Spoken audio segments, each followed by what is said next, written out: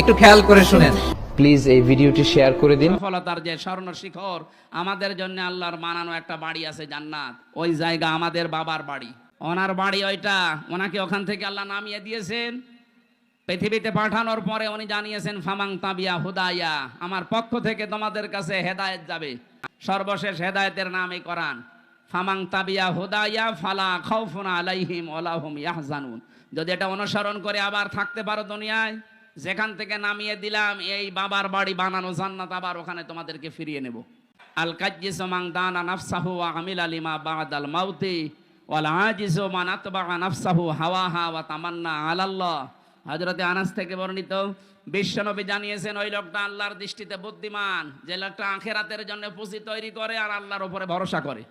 ওই লোকটা বড় নির্বোধ পাগল, যে আখিরাতের কোনো কাজ কারবার তার নেই, আন্দাজে ভরসা করে আছে কালেমা যখন পড়েছি জান্নাত একদিন যাবই।